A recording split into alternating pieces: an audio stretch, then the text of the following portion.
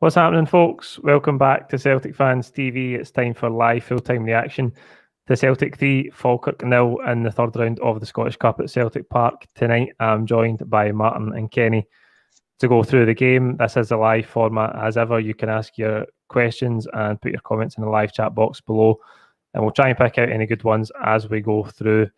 Kenny, we'll start with you tonight, mate. A similar theme in the first half. And maybe a strange starting 11, but we won it comfortably in the end. Yeah, I mean, just a stereotypical performance that sort of reflects the whole season in that first half. I don't know, why is he starting with 3 number 10s again when it's just been an absolute crime for us all season when we've been playing that way? Christie was just dreadful out there on that sort of left-hand side. Rogic was looking lost. Turnbull, handled the sort of deeper position well enough, but he needs the freedom to control that last third, Turnbull. That's how you get the best out of him, not when he's stuck in behind 2 other number 10s. And you could see that as soon as you read the starting 11. You felt that was going to happen, and that's the way it played out. And I don't know what's going on when we're finishing it. Ever since Kennedy's taken charge and we had that game against Dundee United where we had 30 attempts on goal and we couldn't score, it's almost that pattern's been the same for 3 full games. Even Leigh Griffiths almost in the last, he was fluffing things all over the place. Christie's ballooning balls all over the bar, and it gets to half time and you think, why can't we just finish chances? Why can't we convert 83% possession into at least 1 goal? And you felt, in my mind, I thought, I know what's going to happen here. A corner, a high ball, corner salmon. Doesn't take much to break us down. It just takes a punt up the park, so you're nervous. But then, unfortunately, in the second half, things started to click a bit with Rogic. Rogic's got great feet. He's got great skill. Against an opposition at that level, he's always going to cause them problems. Ultimately, if he gets gets a bit more possession, and it was nice to see Forrest get a goal after being out for so long, and we just rolled the game out pretty comfortably. But we made it kind of hard for ourselves, harder than I think we needed to, based on the starting 11. And I'm not really sure we learned that much from it. It'd be nice to learn things and try and develop a shape that might win the tournament, and I'm not sure we're any further forward after that game. Yeah, I agree, certainly in terms of the team selection tonight, Martin. Again, I think we moved the ball pretty well. I think the tempo was good in for most of the first half, really, but again, it's just in front of goal, we're just falling to pieces at times. Martin, I think he's gone, isn't he? I think he's maybe having some connection issues. I'll just put that back to you, Kenny. You've touched on it there. Just when it comes to the chances, again, a lot of the ball, we had so many chances in the centre of the 18-yard box in the first half, and Falkirk bodies everywhere, but the end product from us is just dreadful at times. Yeah, I don't know if it's an infectious thing running through the players and it's starting to eat into their psyche a bit, but it doesn't seem to matter who it falls to. They barely hit the target. Christie is the obvious one where it's become a bit cringeworthy almost looking at his attempts on goal, but he's a player that's capable of scoring from distance. Look at him at Hampden against Aberdeen this season. Look at a couple of goals he scored for Scotland at the start of the season. They're outside the box. They're quality efforts. He does have that in his game, but for every one that he hits on target, he's ballooning 5-6 over the bar. And that can't persist. Like, that's got to be stamped out. I don't really know what the source of it is, but we need to get some more reliability in front of goal, because the sort of shot and possession conversion into goals is cripplingly bad at the moment. And we will not win that cup. We will not go on to win that cup unless we're more clinical. It's clear. Yeah, absolutely. Martin's just left as we're going to work on his connection issues and try and get him back in as soon as we can. So many chances in the first half. Just a really similar pattern. I think the one thing I would say since Kennedy's taken over is that I think we are moving the ball better. I think there's a lot more patterns to our play. The tempo is much better and the chance creation is good. It is just falling apart at that final bit. And for Falkirk tonight, I mean, that first half was played in their third.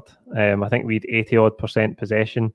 I've actually got the stats here in front of me. 19 goal attempts. Falkirk didn't have any in the first half. 80% possession, as I say.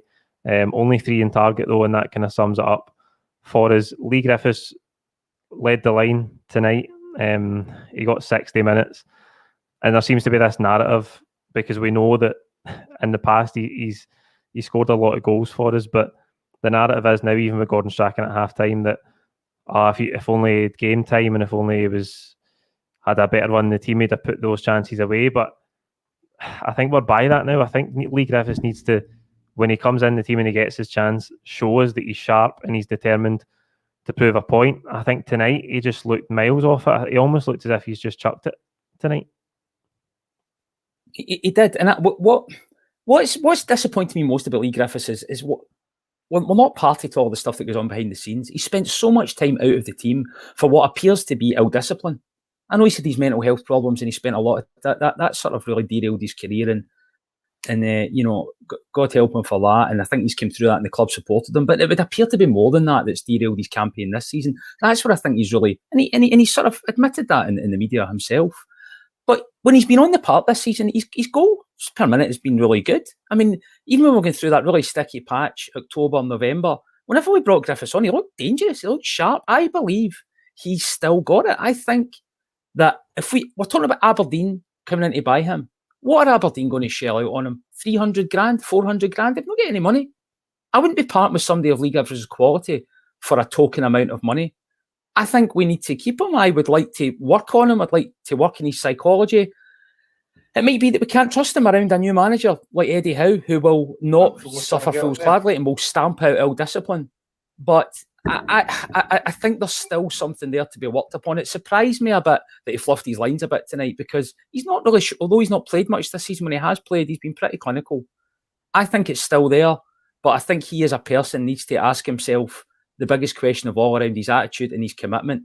And if the answer to that is, I'm not going to go all in and really focus and try and build myself as a man and a player, he plays for Aberdeen next season. If he's going to completely commit to Celtic and commit to the rest of his contract and get his head down and play, he could score 25, 30 goals in a campaign. I believe that. But that's a huge question mark that only he can answer. And it's one that at the moment I'm unsure of the answer myself. But a new manager will need to make that decision. I think you make a good point. It's about attitude and commitment for Leigh Griffiths, and if it is Eddie Howe that's going to be confirmed as a new manager, I don't think he's going to suffer any amount of unprofessionalism, lack of fitness, lack of application. I don't think he's going to have any of it. George Snedden's just adding 40 shots at goal in the end 11 in target tonight, so it was absolute domination, just poor finishing, and we'll get to the better finishing in the second half. Martin, we're just talking about Leigh Griffiths there and his place in the team. 60 minutes he got tonight, he came off. Do you think he can have a future at Celtic if it is to be under Eddie Howe next season?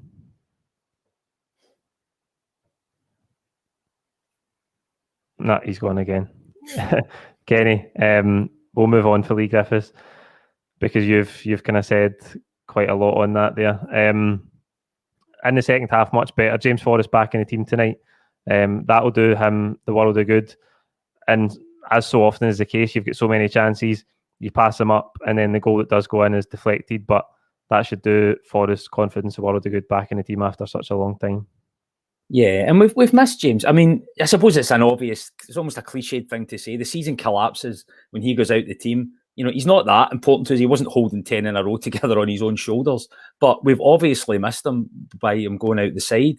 And the good thing that he's good for is he can score. Even when he's not playing that well, he's always a goal threat because he's a natural finisher. He's scored almost 100 goals for Celtic in a wide position.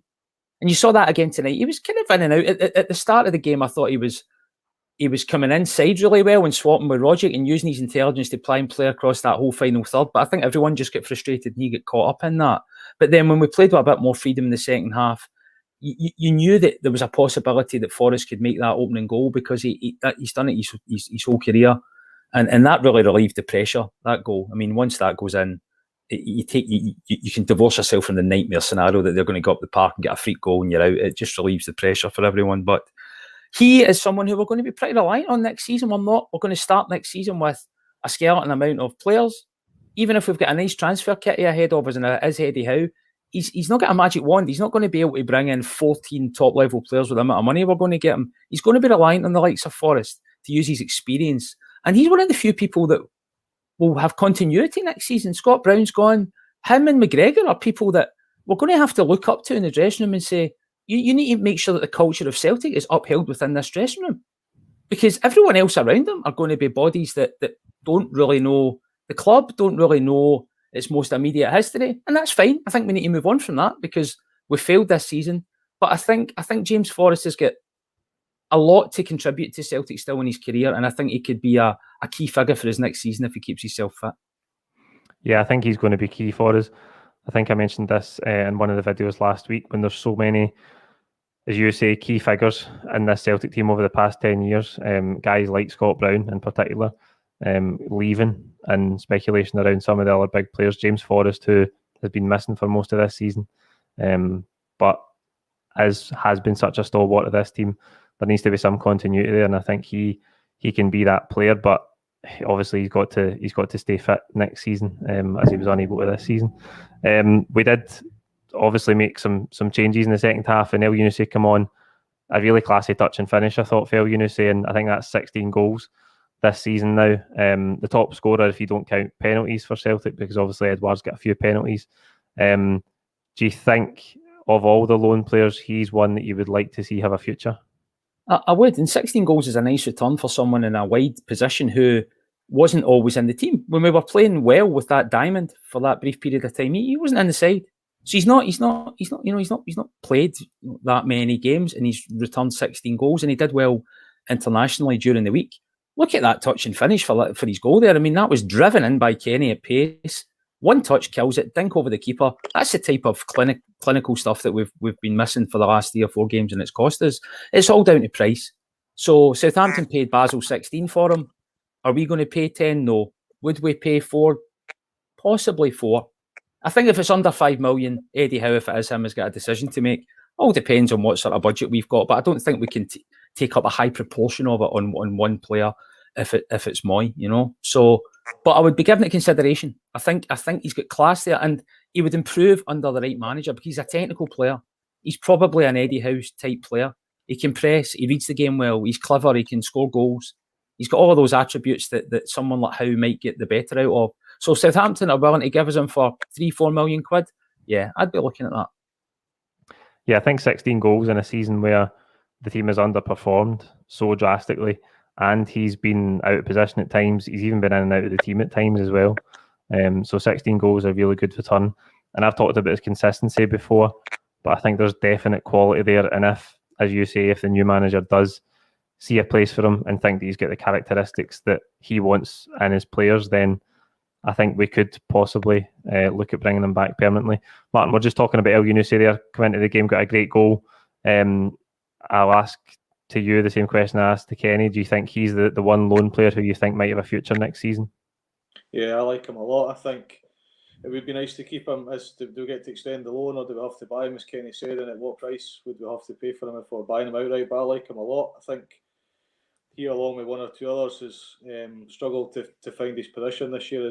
We've played with too many number 10s. It's probably been talked about tonight already, but most weeks we've had 2 or 3 number 10s on the pitch, and there's not been any consistency in there. But I like him a lot. His conversion rate's good.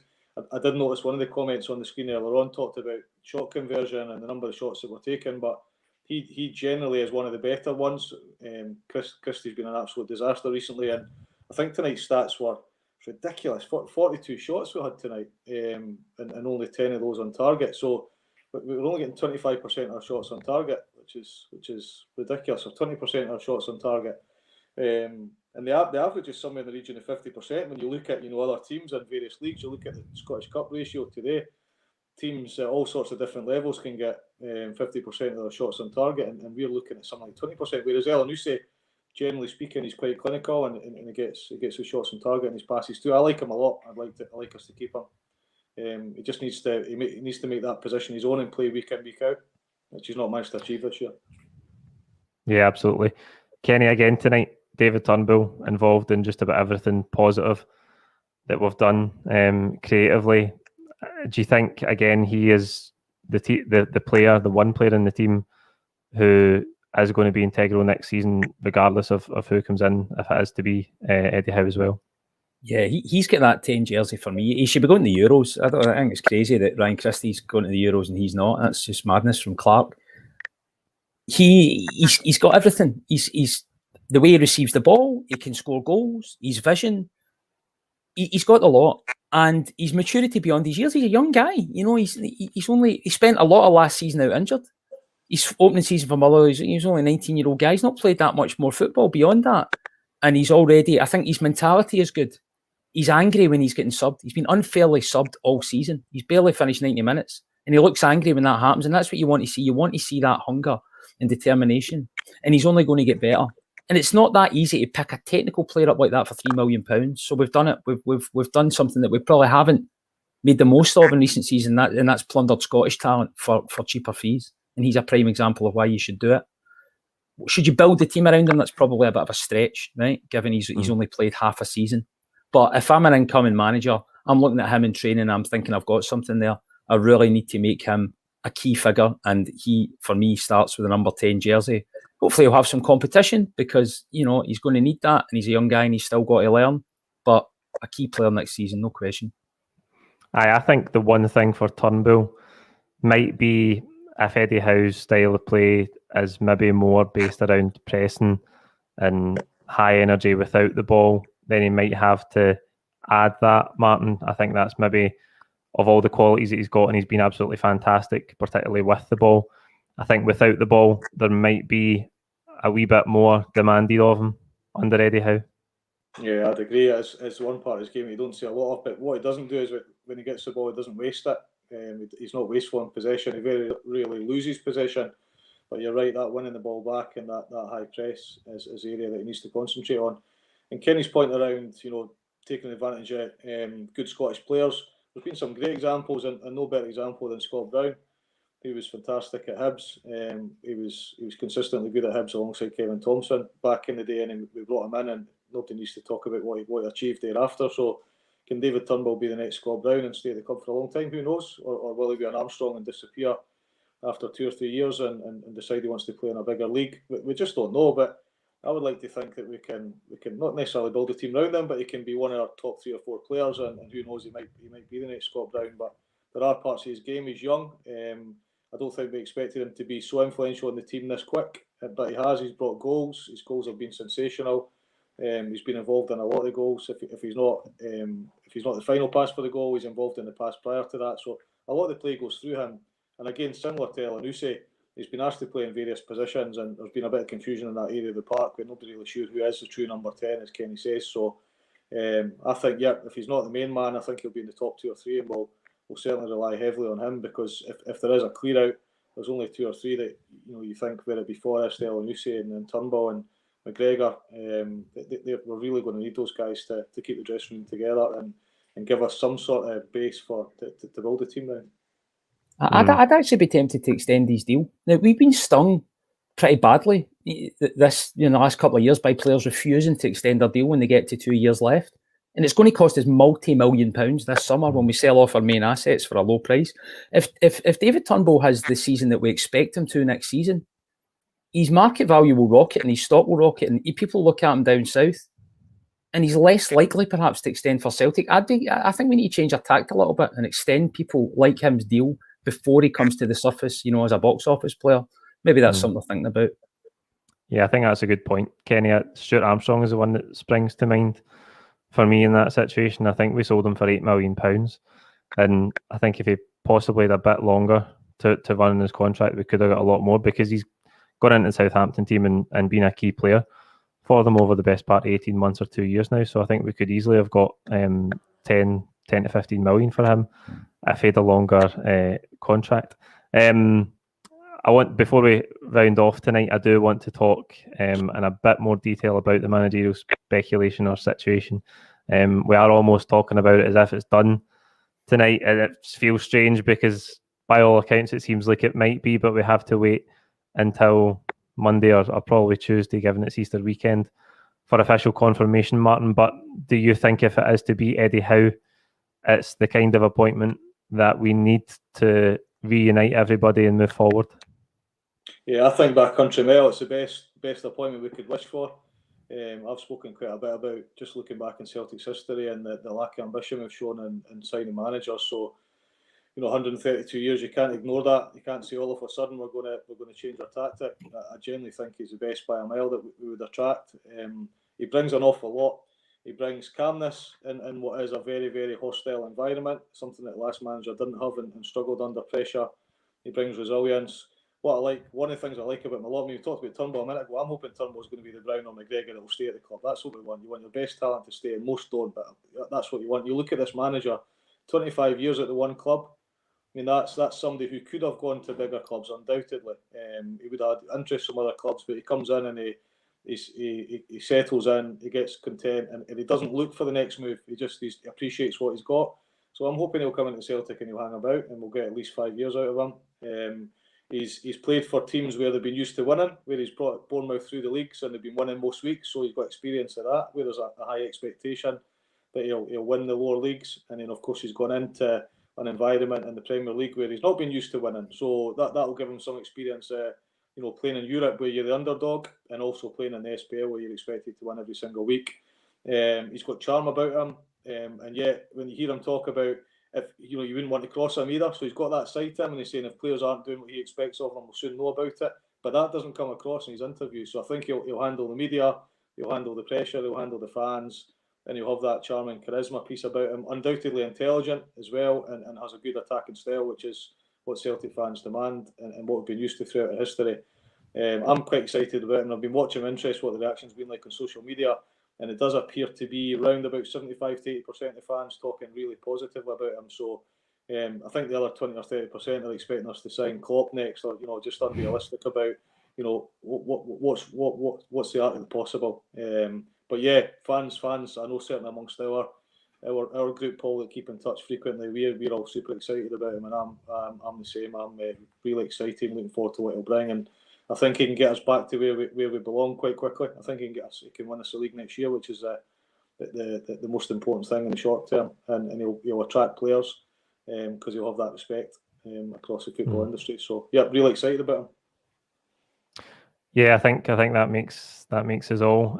Kenny, I've been watching so many different videos, as you've probably picked up over the last few days. One that I watched again today was Matt Ritchie on open goal, talking about Eddie Howe, and the thing again that comes across is intensity, is attention to detail, how meticulous he is, but also how demanding he is. And I think a lot of the time there is a sort of, it's almost polarizing that you think you either have a tactical manager or you have a motivator, but the best managers can do both and can do everything, a bit of everything, and I think it looks like he's got that.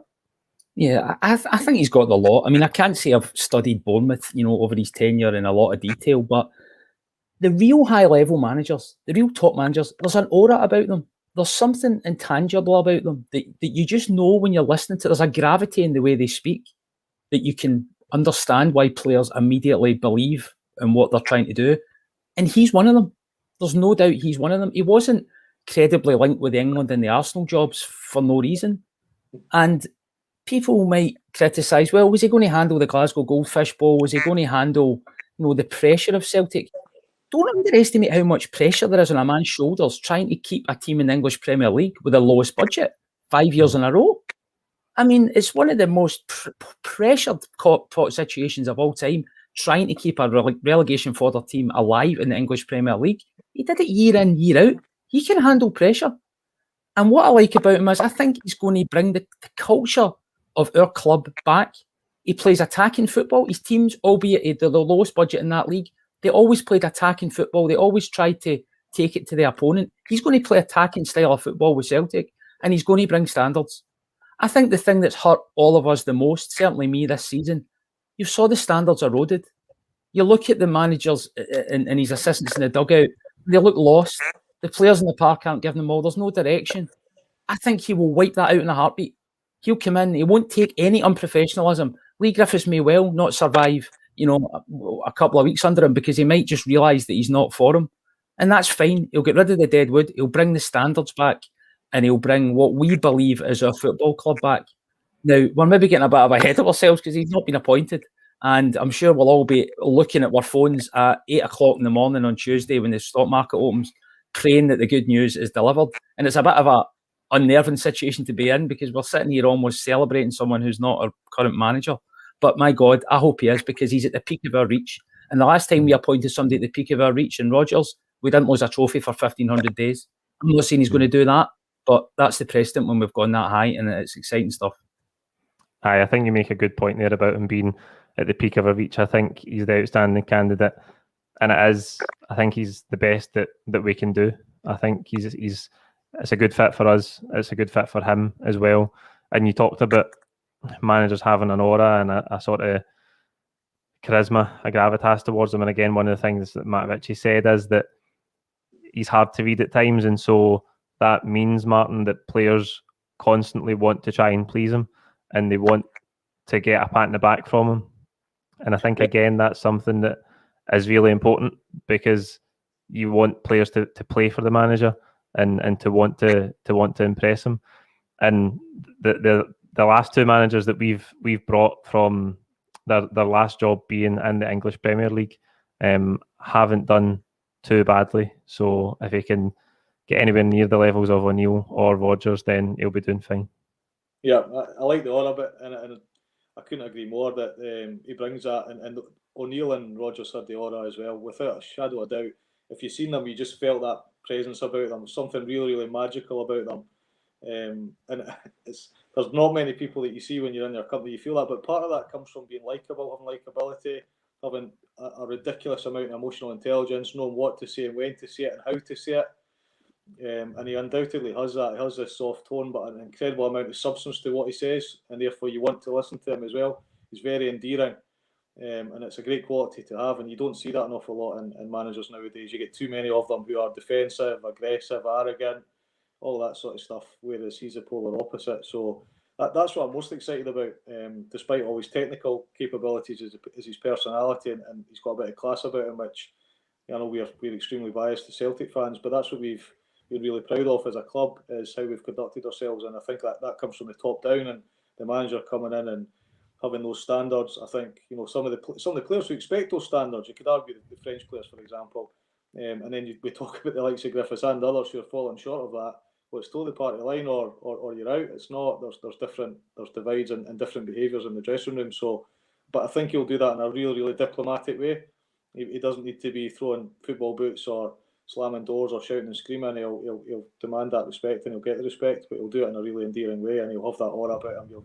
You'll know when he's in the room. People are drawn to him naturally. So I'm super excited, and we're talking about it because we firmly believe that the deal's been done, and it was just understanding a bit more about budgets and structure, I think, was the rumours, and a lot been said about how much he'll be paid. But if the rumours are true and he's going to be paid £2 million a year, as Kenny said on a previous show, £2 million to bring the success that might come with it is nothing. I suppose a bit beyond that will be, what will his budget look like? How much is he going to get to spend?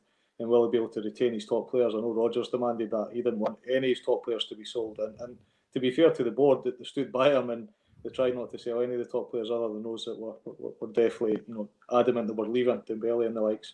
So I'm sure he'll be asking the same thing. He'll be saying, I want to keep my top players. I don't want Turnbulls and others to be moving on. It might be that a couple of them have already decided they're moving on, and that's a done deal. But he'll be demanding that. He'll be demanding a budget that he can work with. But as Kenny said, the budget he worked with in the Premier League was the lowest, and so he's not going to be a Martin O'Neill who'll go out and spend absolute fortunes and leave us with a untenable situation thereafter. He'll come in and work within the confines that have been agreed. And he'll sell out our season books as soon as he's appointed. At the moment, there's a big question mark over what sort of income are we going to have. Yeah. Appoint him, 60,000 every game, pays for himself overnight. It's a no-brainer. That's what I was just going to say there. Kenny, you've mentioned it before, that £2 million, if it's £2.5 million salary, is made up in undecided season ticket holders, and then the rest. The last thing I want to say in this Matt Ritchie interview is that he did say that he can lose it, as we've touched on, but that there's always a method to it, and he always does it in the right way. There's always a step about how to improve behind it, and it's always done in a measured manner. It's never just flying off the handle for the sake of it. And again, I think that is really important. To get back to tonight and round off, can you pick a man of the match, Martin? There's a few candidates tonight, with Kenny involved in a couple of the goals. I was pleased to see that. often pick him, but I'll probably pick him again tonight. I thought Turnbull was decent again tonight. I thought involved in a lot of the play. The movement up front was quite good.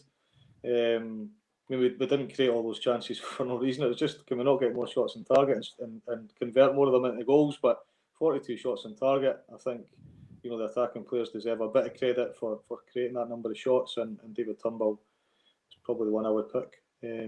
Turnbull for me. Kenny? Yeah, I give it to Brown. I mean, they were pretty dire, Falkirk. Right? Apart from Reykjavik, they're probably the worst team we've played all season. So you could argue, well, Brown's just get the slippers out, and it's an easy evening for him. But I thought it was just a class to the way he played, the way he just controlled the entire game, playing balls in for deep, and it was just a pity he never got a goal. We might never see him score again, and I thought we were going to at least see one more when he burst through at the end there. So it's nice to see him coming back to form, because he's been missing for large swathes of the season. If he can somehow hold it together and guide us to a Scottish Cup, that's going to be a lovely finish to his career. And I think he showed us tonight that there's still something there. Absolutely. I thought he was going to score as well. It was actually a decent save for the keeper. Man of the match tonight for me, I'm just going to go Turnbull as well. I thought he was going to score with that one that he flicked up for the volley for himself. But again, a good save by the keeper. That's it for tonight. Like the video, comment with your own thoughts below. Don't forget to subscribe if you haven't already. And we'll see you next week. Cheers.